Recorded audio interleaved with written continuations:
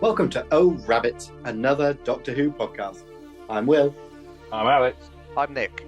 We're watching Doctor Who from the very beginning and then getting together each week to have a chat about it. You can find us all over social media. We're at OhRabbitsPod on Twitter, Instagram, and Blue Sky. I'm creating some new artwork for every Doctor Who story, and we'll be posting that all over our social media every time we reach a new story, which means there is an image for the Daleks right now. You can see it as the cover image of this episode on YouTube or whichever favorite podcasting platform you're using, and you can see it a little bit clearer on all our social media. This week, we're starting, as I say, a brand new story. And we've done the first two episodes of, well, whatever you call it, it's going to be contentious. The Daleks, the Dead Planets, the Mutants, whatever you want to call it. The specific two episodes we've watched today are The Dead Planet and The Survivors. Be a good name for a TV show, that. Only someone had made The Dead Planet. Such a good name. The Dead Planet is what, if it was up to me, I would call this whole serial The Dead Planet. That is a nice title for it. Was that in the Radio Times they called it? The Dead Planet. Am I right? Or did they call it something else? The VHS was The Dead Planet, and I want to say The Expedition. That sounds about right. It's got a hideous cover. I quite like the cover. I don't like the red wash of it, but I quite like it's very basic, but there's something quite eerie about the way it's so sort of silver and black. I don't know, it really stands out. Why is the Dalek City falling into a cavern? Good question. But are we talking about the original cover, or are we talking about the Black Sheep cover when they re-released it? Oh, I think I'm going the original one. Yeah, okay, that's the one I don't mind. You're right. No, it is odd, but I quite like it. I don't know if I can picture the Black Sheep one. No one It'll can, be because they were swirly. so boring. The Black Sheep ones, some of them were quite nice, but they were just very much of a type, weren't they? I'm not gonna. They're better than I could do. I'd go with the Dead Planet. Doctor Who magazine always go with the Mutants, aka Yeah, the Daleks. Yes. My favourite part about it being called the Daleks is that it's the one thing it wasn't called. Yes. In any sort of paperwork, really. It's called pretty much anything but. It's like we just say, so what's this thing called? It's like, well, what wasn't it called? Yeah, we'll pick that one, and then we'll get very cross. I think there's a bit more ambiguity with Inside the Spaceship Edge of Destruction, but depends who you ask, and people get terribly, terribly tetchy about it. So I prefer to just call this Serial B and be on with it. If the Clangers can have two stories called The Eggs, Doctor Who can have two stories called The Mutants. Or is it just the egg? It might be egg singular. My clanger lore is clearly lacking. So we could call this one The Mutant. So it's all about Aladon. He's not even in it yet. There you go. There's only one Dalek that comes out of its casing, so it could work. It could be that Dalek. It could be. So what do we think of whatever we're going to call it? What do we think of the Dead Planet? It's good. Yeah. What really struck me, especially in the first episode, the relationship between all the characters. I say there's normally a big thing about how it sort of slowly thaws out, and Marco Polo is when it becomes really chummy. But I don't know, Hartnell and Russell are kind of like cracking jokes about bacon and things like that. He's much more personable at times, sort of here, than I think you'd expect at this point in the series. It's weird because then you have other moments where they're sort of quite touchy with each other, especially in the second episode. But it's almost as if the script editors are sort of maybe sort of skipped ahead a little bit in the character progression. It sort of goes, I don't know, it's a bit all over the place, I'd say. It's not as consistent as you'd imagine. But then he still does the most heelish thing, obviously so far, because it's only been 5 episodes. That his Doctor has done, though. Oh, so you'd say that's worse than the kid in the caveman? Well, it's just a random caveman. You know what? It's good to establish a gradient, Alex. Yeah. I wonder if it's telling that my least favourite part of these two episodes is that food machine scene where they're all really chummy and friendly. Oh, I love that scene. Is it just because you don't like British bacon? Yes. Right, I'm done then. I'm done with this podcast. If you don't like British bacon, I'm done. I think it's quite any nice. bacon, as long as you like some bacon. I think it's quite a nice scene. It's a very what will soon become known as a very Terry Nation scene, in that it's not just food, it's space food. And it does start the long running Doctor Who joke of food as a square. I'm not going to eat that. which it does crop up time and again. But no, I like the food machine scene. What became with the food machine? I'm pretty sure there actually is a big finish about that. I want to say Maureen O'Brien narrates it. I'm fairly sure that actually happened as a companion chronicle. This is ringing a vague bell. But no, I like the food machine. Sorry, Will.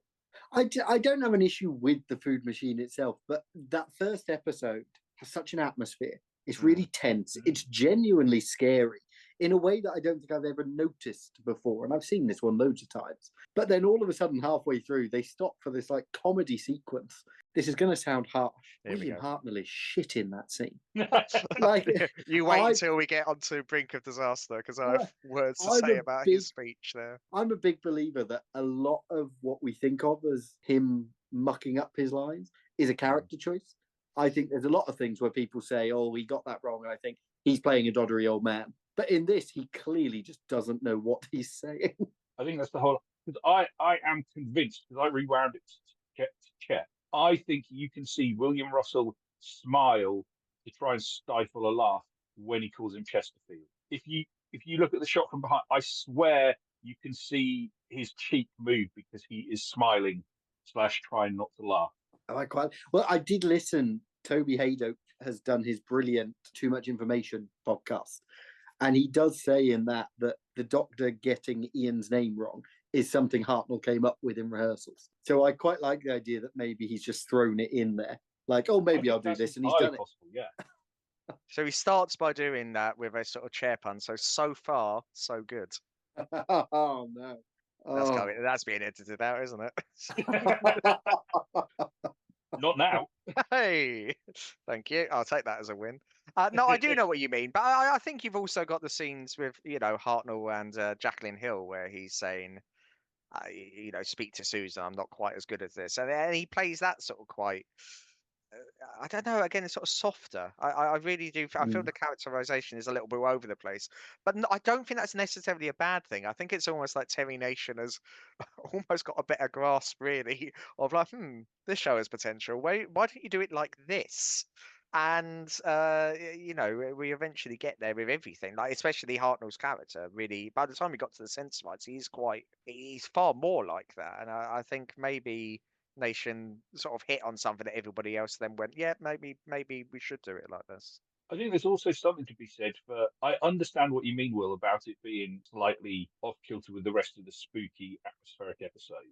But I think that's okay because it's happening in the TARDIS. I think if that same scene had played out in the Dalek City or just on the planet in general, that would have felt more incongruous because you're doing it in the middle of that atmosphere. I can see that. Yeah, I can get on board with that. You do have the idea of TARDIS as safety and TARDIS as home, which obviously comes into the fore in the second episode when we get onto that.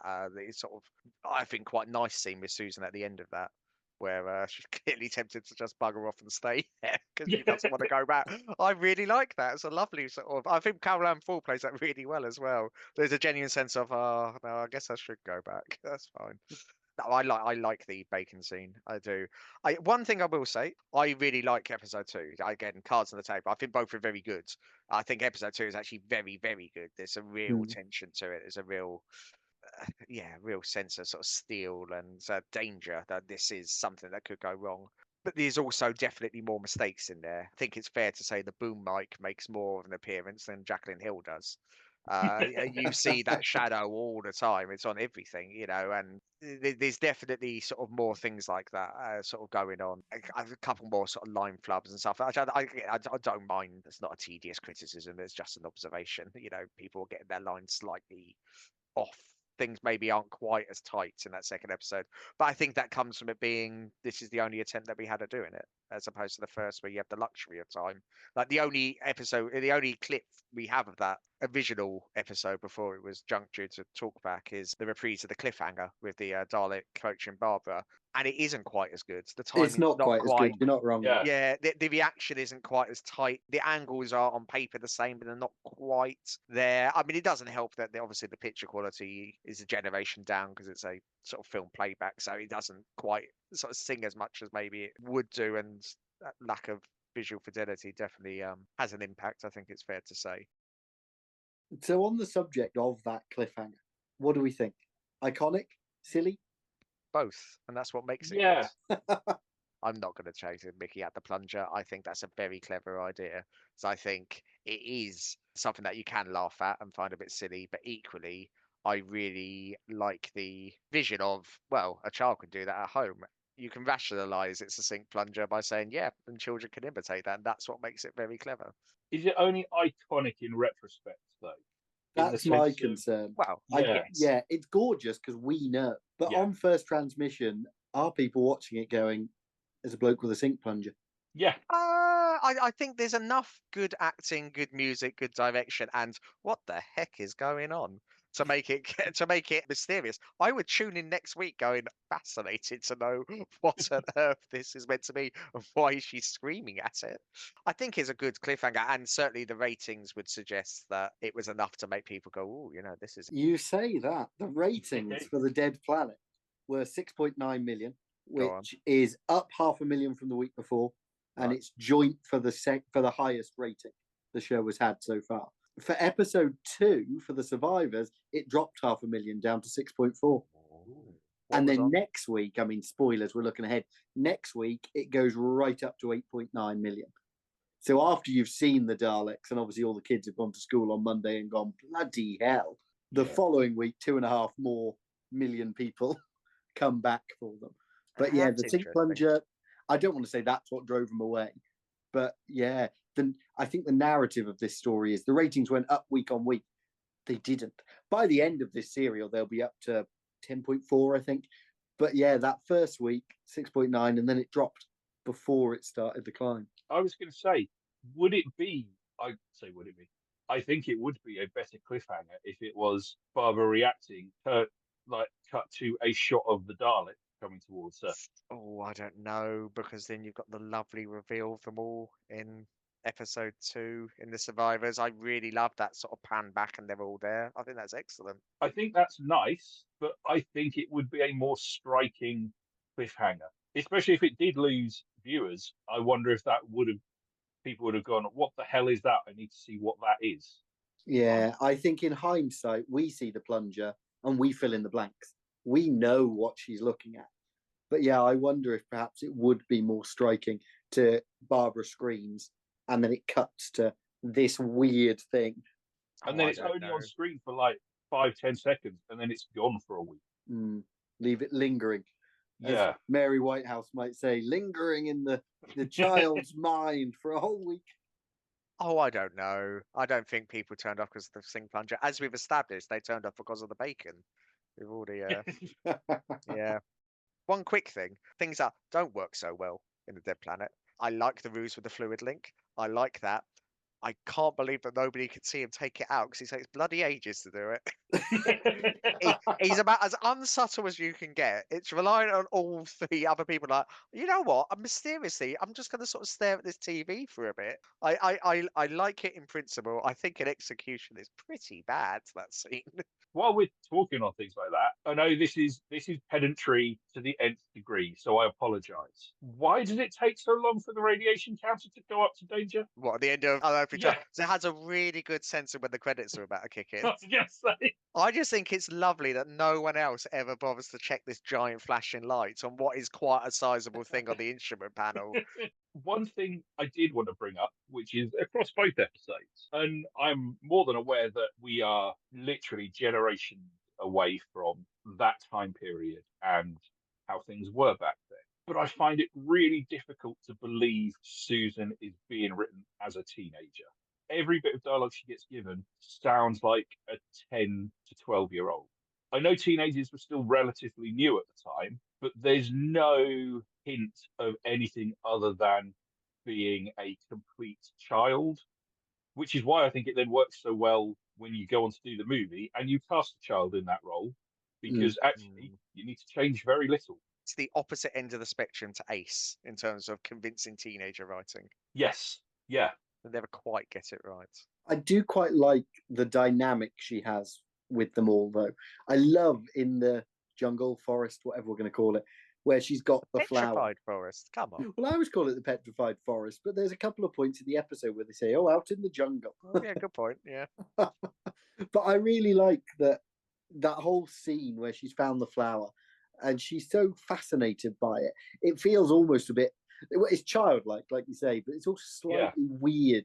But I love the way that Ian then hears Barbara and he's just crushes the flower. That might be my favourite bit of the whole episode. There's something about it that really works for me. Yes, they're all sort of playing down to her slightly, and as emphasised by the fact that game times is over.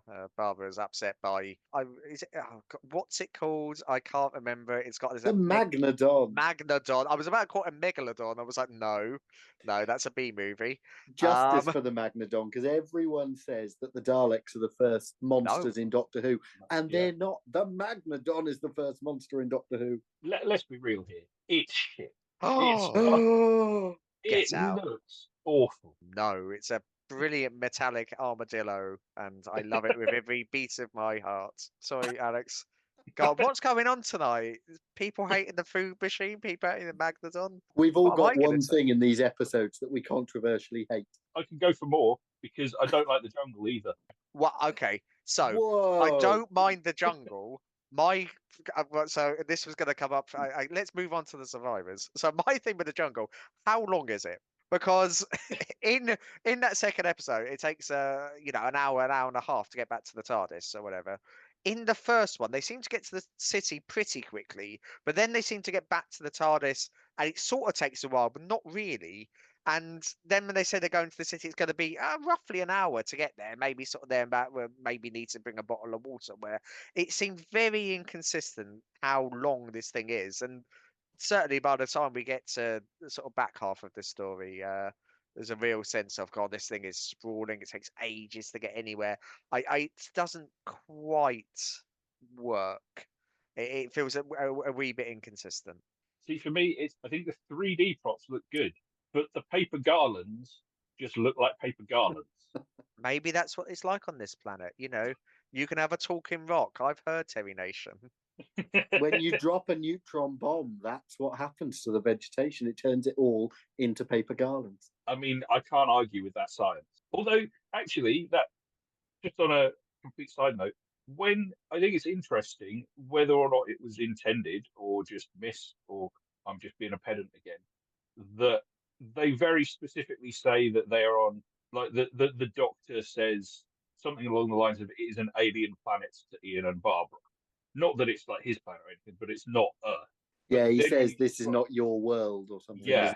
Then when he describes the neutron bomb, he talks about it killing all human life, which I know is obviously you've got to get that across to the audience. But especially for a character who was established is an alien, it's interesting that it went for that and rather than just all biological life. I mean, we've also got a Geiger counter with a very nicely written in English sign saying danger. I mean, yeah, you're not wrong. It's not even in the right Dalek font. I do think it is incredible how striking the Daleks are in the Survivors. From the moment they have a magnetic presence. No, that was the Magnodon. We've established this. That's the magnetic presence. He's held together by a magnetic force. I mean, field. I mean, gloves. I mean, drugs. I think it's remarkable how the first thing the Daleks do is mess up the sync with the lights and the dialogue. It's like from day one, they never quite got that right. That's never changed. They do the Star Wars thing of shooting someone in a way that will never be seen again throughout any of the subsequent things, where they shoot Ian and his legs don't work. Much like they shoot Princess Leia with a stormtrooper gun that knocks her out. Never happens again. Right, it does. Planet of Spyrodon. Doctor Luke, they paralyzed the Doctor so he can't go and rescue Joe. I haven't got there yet. Spoilers. I'm so sorry. No! Ah! Have you never seen Planet of the Daleks? No. Oh, wow. Sorry, I didn't realise. Well, I say I haven't. I've heard it's just this again, so I might have seen the beginning of it. I was about to make a joke saying I think you have, and it's called. so yeah, second, I like this. I know exactly what you mean about the gun. It is a weird kind of thing. I also think I love William Russell. His line delivery is odd, right? Just like it's like I'm not quite. How do I say my legs? I don't know, but I'm going to say it in a way that no human would, and that I never deliver a line like this again. I think everyone does really good ill acting. I think it's very believable from all of them. Yeah. But well, the radiation sickness. Do you therefore think Radiation Gloves is an acceptable flub because he's meant to be delirious? I Or is think that it's a being choice. it's well, okay, so it's not. It's just a bad line flub, Will. I agree with you that sometimes some of the stuff Hartnell says is definitely some of the performance is very mannered and stuff. I think you're going to be very generous to try and describe some of the line flubs like here and there. He struggles more than anyone else does with this sort of thing. But as we've said before, as we discussed last time, that's almost certainly just a sort of acting background thing. And I still think Hartnell is very good. I'm not. I'm not trying to, besmirch his name or his abilities. I'm going to redress the balance from earlier where I said he was terrible in the food machine scene, which I still think he is. But I love the delivery of "I have no gloves, drugs," because the way he delivers it, he sounds genuinely confused in a way that I think I'm very prepared to be wrong, but I feel like it's a You are. conscious choice. No, no, you're wrong, Will. I absolutely love that you've stepped up to bat for this, but no, it's clearly a line flub. A line flub that even comes from very quickly in a way that sometimes it's not the case with Hartnell. I'd like to know what the thought was behind showing the Daleks as being bad in episode 2, when I think you could play that whole episode, not exactly showing them as benevolent, but at least creating a dynamic where you don't know if they're good or bad. But the moment where they go, nah, we're not going to give them the drugs, we're going to let them die, is like, well, that's way too early to reveal that. I feel like you could have kept that and had that reveal later down the line. I completely agree, and I had totally forgotten about that. In my head, there is ambiguity until about a couple of episodes time where they do something that's clearly very bad. It's weird. I'd totally forgotten that line, and that really threw me watching it again. I was like, oh yeah, they play their, I was gonna say hands, not quite appropriate, but they played their sucker early. And yet I do like, they're very clever, and I've not noticed this until this watch through. You are expecting the Thals to be hideous because the Daleks say they've been living outside in the radiation. They must be, I think they say, hideously mutated or something. And then in the cell, when the doctor is explaining the threat, he says, like, they're going to be monstrous. The people that live in the forest are going to be awful, terrible things. So it makes the fear when Susan thinks she sees someone in the forest, it's far more real. Because we all know that they're going to turn out to be these sort of, Aryan beauties. But it feels like viewers at the time would have really been expecting another monster. And isn't there that excellent bit in the forest where you actually see the thong moving? 'Cause you see the cape, don't you? And stuff like that. And again, it gives it an air of what's going to be in that cape. Is that the cape? Is that what they look? Is that their skin? I would love to know if, because I noted that as well. And my immediate thought was the episode The Eye of the Beholder from the Twilight Zone, which is the one where there's the spoilers, um, but it's all shot with someone in a hospital bed who's getting surgery so they don't look hideous. Then they take the bandages off and she looks like a really pretty blonde woman, and everyone else in the hospital is hideous and has mutated style faces because that's what they look like. Because that only aired, like that aired in America 3 years before this. It was 1960. So I was like, is there an influence there? So I did have a look into it, but as far as I can tell, the Twilight Zone wasn't shown over here until '64. I believe it was '64 ITV first started showing it. But it's that exact idea of prepping you for something hideous, but it's turning out to be something quote unquote beautiful. It's nicely done. It is nicely done. I think there's again, there's also a real sense of danger. It's like, well, if they're horrible as well, and we know the Daleks aren't nice, what on earth is going on? This place is it's just the worst. You've got megalodons, you've got Thals, you've got Daleks. Nothing here is safe. Nothing here is good. It is very close though to. You could easily turn this into what Galaxy 4 is of the Daleks. Thankfully, they don't. No, but in that way of, it would be quite interesting to have the Thals as the bad guys and the Daleks as the good guys, appearing robotic and potentially evil. I think that would have made a good story.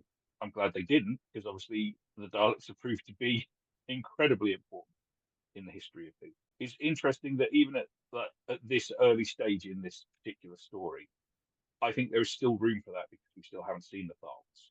And it would be interesting if they went for the Thals being exactly that.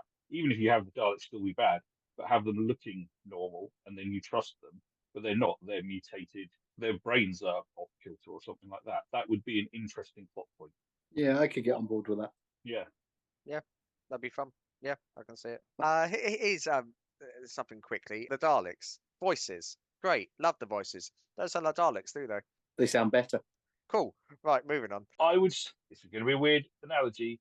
It's exactly the same as early Snoopy. When you look at the early Snoopy comics, you can kind of go, oh, that's Snoopy, but it's not Snoopy. The DNA is there that will eventually become what we know, but it's in such a weird early form that it just looks a bit off. Yes, that's a bit off. Yes, I think that is a very fair thing. Yes. Has anyone got any other Dalek-y points to make?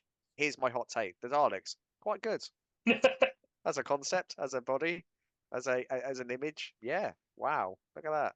What do people think of the cliffhanger for the Survivors? I really like it. Love it. Yeah, I think it's really good. I think you get a real sense of tension, a real sense of God, time is running out. She needs to get back. I find my favourite thing about that cliffhanger, I think, is a mistake, but I love it. It's going to be the lightning, isn't it? It's the lightning. Yes. It's the fact that when the lightning goes, it lights up all of the roundels on the TARDIS wall. And I think it's just because there's nothing backing that piece of set. So the light comes through and there's no time to fix that. But I think it's really magical. I love the idea that the lighting outside the ship affects the inside. I love that you can see the forest through the open doors. I just think it's a really magical image. I think it's 2 really good cliffhangers in a row.